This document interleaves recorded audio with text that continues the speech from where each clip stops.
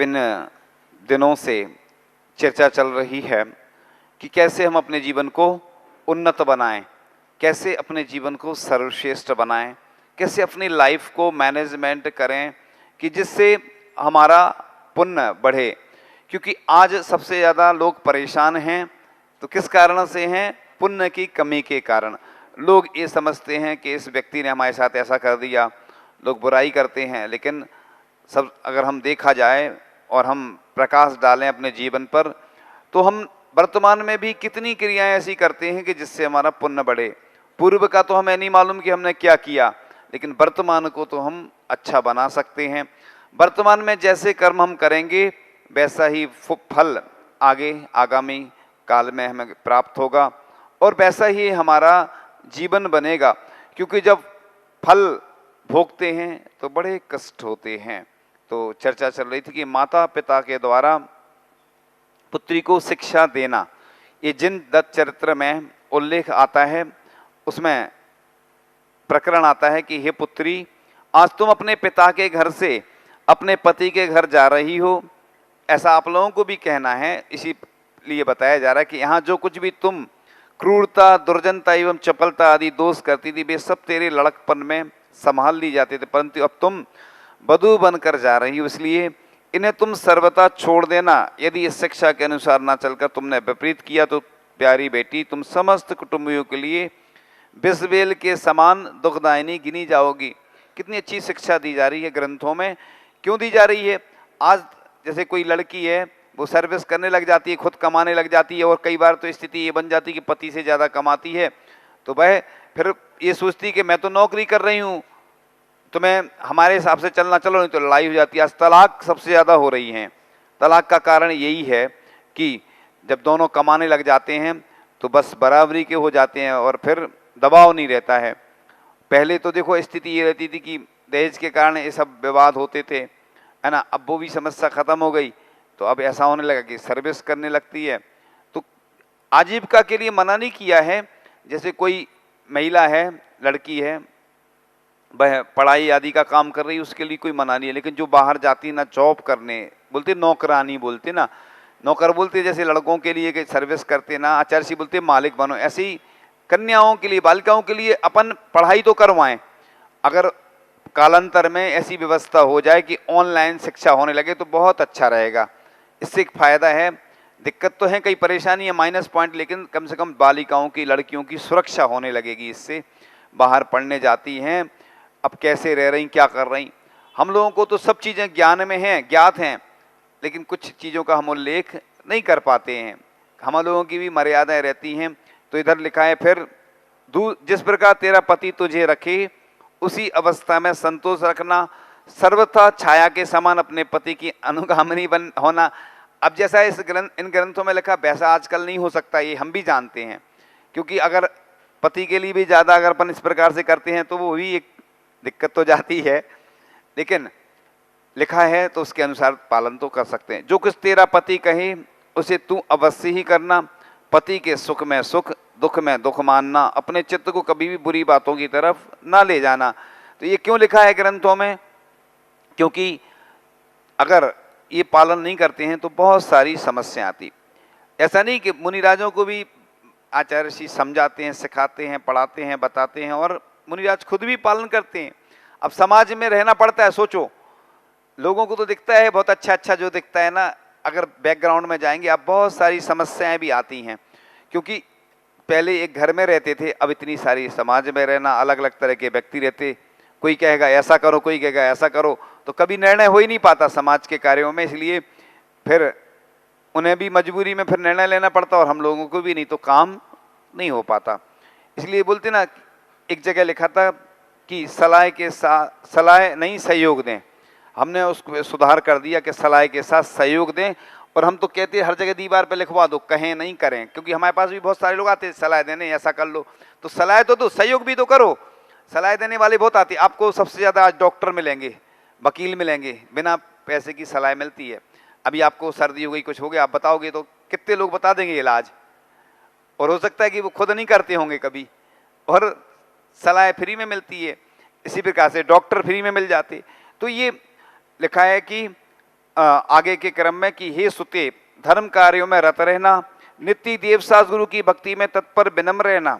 अधिक क्या कहूँ, तुम अपने वंश की कीर्ति ध्वजा के समान यशस्विनी बनो। जैसे प्रकार से रामचंद्र जी ने सीता जी को भेज दिया था वन में, कृतांतवक्र सेनापति जब छोड़ने जाता है तो सीता जी बहुत अच्छी बात कहती हैं कि रामचंद्र जी से कह देना कि जिस प्रकार से एक व्यक्ति के कहने पर आपने हमें छोड़ दिया, इस प्रकार से इस जैन धर्म को नहीं छोड़ देना। देखो कितनी अच्छी बात। इसलिए जब 7 फेरे लिए जाते हैं और नियम भी लिए जाते हैं, उसमें एक ये भी आता है कि मैं धर्म के मामले में स्वतंत्र रहूंगी। इसलिए घर में देखो अपन को काम करना पड़ता, भोजन बनाना पड़ता, लेकिन ऐसा नहीं करना कि तुम 24 घंटे मंदिर में बैठे रहना, ऐसा कहीं नहीं लिखा। धर्म क्रियाएं इसलिए लिखी हैं कि अपना एक टाइम निर्धारित कर लो कि इस समय में पूजन करना, तो घर के लोगों को भी मालूम रहेगा। आप घर में रह रहे हो तो घर का भी कर्तव्य है कि जैसे बच्चों को भेजना स्कूल, और कई बार माँ लेट हो जाती है तो चल जाता है, थोड़ा पूजन लेट कर लेगी, क्योंकि वो भी कर्तव्य है। जैसे हम लोगों को भी कई बार ऐसे बहुत सारे काम करने पड़ते हैं जो नहीं चाहते हैं, लेकिन लोगों के साथ एडजस्ट करना पड़ता है। कई बार लोग जब तक बुलाने नहीं आते तब तक महाराज जी नहीं आते, लोग कहीं बिना बुलाए आ जाएं, तो क्या होता है कि एक व्यवस्था रहती है कि जिससे लोग आ गए हैं तो अच्छा भी लगता है कि हाँ ये सुनने वाले हैं, इनके अंदर ऐसा नहीं सोचे कि लोग क्या होता है हमेशा भीड़ में धर्म मानते हैं। धर्म तो अकेले में होता है। अध्यात्म जो है अपना जैन दर्शन इसीलिए तो कहता है कि 12 भावना का चिंतन करो, अकेले में रहो। व्यवस्था वर्तमान में ऐसी कि साधु जंगल में नहीं रह सकते। पहले चतुर्थ काल में मुनि महाराज के पास ना कोई ग्रंथ होता था, ना चैत्यालय आदि होते थे, बस वहीं रहते थे। आहार को भी कोई महीनों में उठते थे, जिसकी जैसी क्षमता रहती थी। वर्तमान में शहर में ही सुरक्षा है, नगरों में ही, गांव में ही सुरक्षा है मुनिराजों की, साधुओं की, क्योंकि श्रावकों के बीच में रहते हैं। अकेले रहेंगे, कोई कुछ उपसर्ग आदि कर सकता है, उपसर्ग आदि करेगा तो जैन धर्म पे भी ऐसी आपत्ति आती, विपत्ति आती है, तो ये ठीक नहीं होता, उससे विवाद बढ़ते हैं। इसलिए साधुओं के प्यार में हमेशा साथ में चलना चाहिए। आहार के बाद भी महिलाओं को समूह में मुनि महाराज अकेले कभी नहीं आना चाहिए, क्योंकि अन्य लोग भी देखते हैं। इसलिए भेजने के लिए पुरुष वर्ग होना चाहिए। चौके में भी महिला वर्ग ही नहीं होना चाहिए, कुछ पुरुष जरूर होना चाहिए। और अगर कोई आरिका है तो है ना, तो भी पुरुष वर्ग का रहना जरूरी है, क्योंकि महिलाएं के लिए आती छोड़ने, तो भी पुरुष वर्ग का तो हर जगह रहना चाहिए। कई लोग क्या करते कि जिनके यहाँ आहारदान या चौके का अवसर प्राप्त हो रहा है तो पुरुष रहते ही नहीं है, महिलाएं रहती हैं। मुनि महाराज के साथ चूंकि जाते हैं तो वो अलग बात है, और कई बार नहीं गए कोई, इसलिए छोड़ने के लिए अपन को ये देखना चाहिए। आरिकाओं तक को लिखा है कि समूह में जाएं आहार आदि के लिए, क्योंकि उपसर्ग हो सकता, कोई समस्या, कोई घटना घटित हो सकती। कई घटनाएं घटी, पहले आपने सुनी भी होंगी, किसी ने कुछ फेंक दिया, ऐसी घटनाएं कई बार घट चुकी हैं। क्योंकि जो शरारती तत्व होते हैं वो ऐसा थोड़ी कि बता के तुम्हें करेंगे फ़ोन करके हम ऐसा कर रहे हैं, वो तो कभी भी घटना घटित हो सकती। मुनिराज भी अकेले जा रहे हैं, कई बार ऐसी लोग कमेंट्स करते हैं, देखते हैं, करते हैं, तो अपन को ये मुनि महाराज के साथ भी सुरक्षा प्रदान करने के लिए अपन को साथ में रहना चाहिए। इसलिए तो महाराज के साथ जो आहार करवाने जाते हैं वो उन्हें मालूम रहता है कि महाराज के साथ कैसे वैयावृत्ति करना, क्या चलाना, उनको मालूम रहता है। और सोचो भाई, जब भी जहाँ जो साधु रहते हैं हमेशा साथ में जाते हैं तो भाई पुण्य का अर्जन करने के लिए जाते हैं। कई बार लोग उनको डांट देते हैं, ये ठीक नहीं है, वो तो अच्छे काम के लिए जा रहे हैं, और आप लोग उल्टा कहते तुम्हें क्या मालूम, तुम जानते नहीं हो, लोग उनको उल्टा ज्ञान देने लगते, ये ठीक नहीं है। अपन को जो भी साथ में जा रहा है वो अच्छे काम के लिए जा रहा है, वैयावृत्ति करने को जा रहा है, और अपन उसको उल्टा डांट देते हो। आजकल यही होता है कि कोई अच्छा काम करेगा ना तो उसको डांटने वाले ज़्यादा होते हैं, है ना। इसलिए बांटने वाले कम होते हैं। कुछ बांट दें, कोई गिफ्ट बांट दें अच्छी, है ना, तो बुलुआ तो करते अपने घर में, जब है ना। एक नगर में ऐसा नियम था कि जब पूरे महाराज जी के आहार होते तो बुलुआ होता था। अब कोई एक महाराज के रह गए तो बुलुआ ही नहीं होता था। तो ये आप लोग जो बांटते हैं इसलिए बांटते कि हमारे यहाँ पूरे महाराज के आहार हो गए, खुशी रहती है लोगों को। पहले तीर्थ यात्रा पे जाते थे बुलुआ करते थे, या कोई और अच्छा काम हो जाए विशेष तो बुलुआ हर चीज़ पे होता है। क्यों होता है? इससे उसको खुशी होती है, वो खुशी प्रदर्शित करने का एक तरीका है कि आज हमारे यहाँ आचार्य श्री के आहार हुए, या कोई बड़े महाराज जी के आहार हुए, या विशेष कोई काम होता है, तो एक खुशी होती है, प्रसन्नता होती है।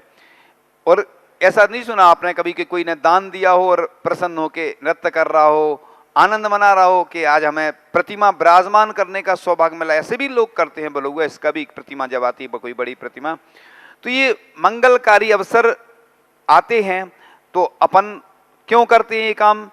दूसरों को दिखा, वहीं से कर लो दर्शन, वहीं से देखो बीच में। हाँ, आप लोग थोड़ा बोल दिया करो, रोज रोज हमें बोलना पड़ता है, तो हाँ वहीं से बोल दिया ना। चलो, तो अब आगे चलकर कि हे प्यारी पुत्री, तू वहां जाकर अपने पति के सिवा हर एक से हास विलास मत करना, किसी से अधिक, बोलते ना रोग की जड़ खांसी और लड़ाई की जड़ हंसी, बुंदेलखंड में कहावत है। मतलब हंसी हंसी में कई बार हम देखते हैं लोग, किसी से मजाक चलती है, अब किसी को पसंद नहीं रहती दूसरे सामने वाले व्यक्ति को, हर किसी से मजाक नहीं करना, तो विवाद हो जाता है। बात बात में थोड़ी थोड़ी बात रहती, इसलिए कमेंट्स करना अच्छी बात नहीं है। किसी के ऊपर कमेंट्स करो, उसको पसंद नहीं आए, और कई लोग तो सुसाइड तक कर लेते हैं। किसी को पसंद नहीं आता ना, इतना ज़्यादा वो हो जाता है कि मतलब उसको विकल्प आने लगता, तो वो सुसाइड कर लेता है। तो अपन को किसी ने अगर आत्महत्या कर ली तो एक पंचेंद्रिय जीव की हत्या का आप सोचिए कितना बड़ा दोष होता है। इसलिए प्यार से बोलो, मीठा बोलो। हमने एक बार बताया भी था, एक व्यक्ति था, उसकी दुकान बहुत अच्छी चलती थी, वो जो भी आता था आओ भगवान ऐसा बोलता था, इतनी चलती थी, भीड़ रहती थी। तो अपन कड़वे शब्दों को पाक करके मीठा भी तो बना सकते हैं। देखो, डांटना आवश्यक रहता कई बार, लेकिन एक महाराज जी थे, उन्होंने सुनाया था कि हमारे पिताजी थे, तो एक कई बार हमें डांटते थे, हम नाराज हो जाते थे, तो बोलते बेटा देखो, अपने ही बच्चे को तो डांटा जाता, अपने ही बच्चे को तो प्यार किया जाता, पड़ोसी के बच्चे को डांटें और तुम्हें प्यार करें, ये ठीक नहीं ना, अपने ही बच्चे से प्यार होता है। तो कई बार आचार्य भगवान भी शिष्यों को डांटते रहते हैं, और ऐसे ही हम लोग भी कई बार लोगों को समाज के कार्यों में, अन्य लोगों को कोई अगर कुछ ऐसा करता है तो डांटना भी जरूरी रहता है, लेकिन बाद में पश्चाताप भी होता है। आचार्य ऋषि भी जब शिष्यों को डांटते हैं, कुछ बोल देते हैं, उनको भी विकल्प होता है। लेकिन गुरु, ऐसा आचार्य महाराज का गुण लिखा है कि कैसे उससे दोष निकलवाना है। एक गुण सब भगवती आराधना ग्रंथ और आचार्यशार, मूलाचार आदि ग्रंथों में लिखे हैं कि अब शिष्य कोई अपराध कर रहा है, उसको तो ज्ञात नहीं रहता, तो मुनि आचार्य महाराज उसके पास नहीं जाते हैं, वो आता है तो धीरे धीरे पूछ ही लेते हैं, फिर बाद में डांटते भी हैं कई बार उसको, ऐसा नहीं करना था। और कैसे निकलवाना उसके अंदर की बात, पुलिस कैसे निकलवाती, जैसे ऐसे ही कितने सारे ऐसे दोष हो जाते हैं जो अपन को पता ही नहीं चलते। संलेखना के समय जब ऐसे प्रकरण आए हैं, लिखा गया है कि उन धीरे धीरे पूछ के, अब कई बार कोई की संलेखना चल रही, कोई मुनि महाराज के अंदर उनके कोई इच्छा है मान लो सेब खाने की, तो सेब दे दिया जाता है उनको, क्योंकि त्याग भी ये सब है, लेकिन उसके अंदर मान लो उसके विकल्प रहा उसको, तो भैया सेब दे दो, तो उतना ज़्यादा विकल्प तो नहीं रहेगा, और नहीं दिया और विकल्प रह गया अंदर। तो ऐसा उदाहरण ऐसे मिलते हैं ग्रंथों में कि आचार्य महाराज बड़ी कुशलता से उसके दोष निकालते हैं और संलेखना करवाते, इसलिए निरापकाचार होते हैं जो, वो बड़े कुशल होते हैं, उनको पूरे ग्रंथों का ज्ञान होता है कि कैसे हम इनके दोष निकलवाएं जिससे इनकी संलेखना हो सके। आपने देखा होगा कि अंतिम समय छाछ क्यों ली जाती है? शरीर की भी शुद्धि जरूरी है, जब शुद्धि होती है शरीर की तो विशुद्धि भी बढ़ती है उससे, इसलिए लिखा जाता है। तो अन्य के साथ एक आसन पर मत बैठना। अब बस में तो ऐसी होती, ट्रेन में व्यवस्था आप देखते ही हैं, है ना, चलता है। और अधिक माल्य विभूषण सजना की तरफ अपना चित्त न लगाना, और अन्य के साथ जहाँ कहीं गमनागमन भी नहीं करना। आज तो ये सबसे ज़्यादा होता है। अब लोग पहले लिवाने भी जाते थे, अपनी पत्नी आदि बहन आदि को जाते थे, भेजने भी जाते थे, भेजने तो मतलब दूसरे लोग आते लिवाने, अपन लोग लेने जाते हैं, भेजने का तो नहीं आता। अब आजकल यही होने लगा कि बस में ट्रेन में बैठाल देते हैं महिलाओं को अकेला, और आज सबसे ज़्यादा जो घटनाएं घटित होती इन्हीं कारणों से होती हैं। तो ये अपन को ध्यान में रखना चाहिए कि ऐसी कोई अपन नहीं करें, कोई ना कोई पुरुष साथ में हो, समूह में है तो बात अलग है, क्योंकि ऐसी घटनाएं घट रही हैं जो आज इन्हीं कारणों से घटती हैं, तो अपन निमित्त बनते हैं और फिर अपन कुछ नहीं कर पाते हैं। और एक नीति भी है कि माता बहन या बेटी के साथ भी पुरुष एक आसन पर ना बैठे, क्योंकि बलवान इंद्रियों का समूह विद्वानों को भी अपनी ओर खींच लेता है। अब मानसिक दुख को आदि कहते हैं और शारीरिक दुख को व्याधि कहते हैं। तो जिस समय अपने पति का मन प्रफुल्लित देखना, उसी समय मान करना और वह अधिक देर ना कर। अल्पकाल तक ही करना, जिससे तेरे पति के मन में किसी प्रकार का क्लेश पैदा ना हो। हम लोगों के वियोग में तू अधिक दुखी ना होना और यहाँ आने की तरफ अधिक उत्कंठा ना दिखलाना। अपने ये ग्रंथों में लिखा है, कुछ लोग आए होंगे बाद में, उनको जानकारी दे दें। ये जो पुत्री रहती है उसको माता पिता शिक्षा देते हैं ग्रंथों के आधार पर। यह बताया जा रहा है कि अपने जेठ, देवर एवं जेठानी, देवरानी, ननद आदि परिवारजनों में विनम्र होना, जिस किसी से भी बिना मतलब के हास प्रयास आदि को मत करना। और नीतिकारों ने कहा है कि वेशभूषा से प्रेम रखने वाला काम वासना से रहित नहीं होता। तो इस प्रकार से अगर अपने घर को स्वर्ग बनाना चाहते हैं और अपनी कन्या, जो अपनी लड़की है जो दूसरे घर जा रही है, उसको अगर इस प्रकार से शिक्षा देंगे तो आपका जीवन भी अच्छा बनेगा और उसका जीवन भी अच्छा बनेगा। क्योंकि आज सबसे ज़्यादा लड़ाई झगड़े हो रहे हैं। हम लोगों के पास भी बहुत सारे ऐसे आते हैं केस, लोग कहते हैं महाराज जी ऐसी ऐसी घटना घट रही है। अब संयोग नहीं बन पाता हम लोगों के पास ऐसा आने का, क्योंकि लोग डरते भी हैं। अब कहेंगे तो बाद में ये कहने को हो जाता कि तुमने हम शिकायत कर दी। तो आज बहुत सारी समस्याएं, सामाजिक समस्याएं बढ़ती जा रही हैं। अब वह पुत्र जन्म सार्थक है। तो आराधना समुच्चय ग्रंथ में लिखा है कि युक्ति पूर्वक आचार का अभाव होने से पुत्र की अपुत्र संज्ञा हो जाती है। वो नीति वाक्य है ना कि पूत कपूत तो का धन संचय, पूत सपूत तो का धन। अगर पूत सपूत होगा, देखो जैसे पूज्य ज्ञान सागर महाराज जी ने ऐसा सपूत पैदा किया आचार्य श्री विद्यासागर जी महाराज को कि उनकी जो ग्रंथ थे, उनने जो मेहनत की थी उसको आचार्य भगवान ने साकार करके दिखाया। तो पूत कपूत तो का धन संचय, अगर तुम पूत कपूत होगा तो मिटा देगा। जुआ खेल के, शराब में, सप्त व्यसनों में लोग अपन देखो जितना बिजनेस करते हैं, कितना कमाते हैं, सुबह से लेकर शाम तक मेहनत करते हैं, करीब 12 घंटे 14 घंटे मेहनत करते हैं। और किसी को उधार देते हैं, वो पैसे देता ही नहीं है, या किसी रिश्तेदार को दे दिया, किसी परिचित को दे दिया। वो अपन मेहनत कर रहे हैं, अपन नौकर बन के दिन रात मेहनत कर रहे हैं, वो मालिक बन जाता है, बताओ अपने पैसे का। तो अपन को पुण्य पाप का अर्जन हो रहा है, खाते में क्या जा रहा है अपने पाप। ऐसे ही अपन ये नहीं सोचना किसी के 10 मकान है तो बहुत बड़ा धनी है, उसकी कितनी इज्जत हो रही, उसको उतना दोष भी लगता है। आप देखना जिसका छोटा मकान होगा तो कम सफाई आदि करने में कम आराम साराम होगा, कम दोष लगेगा। जिसका बड़ा मकान है तो उसको ज्यादा लगेगा। ये तो स्वाभाविक है ना, जिसका बड़ा मकान तो बड़ा दोष, छोटा मकान छोटा दोष। तो ऐसे ही जिसके पास ज्यादा संपत्ति है उसको ज्यादा पाप का अर्जन होता है। इसलिए तो अपन दान करते हैं कि वो पुण्य में बदल जाए पाप का।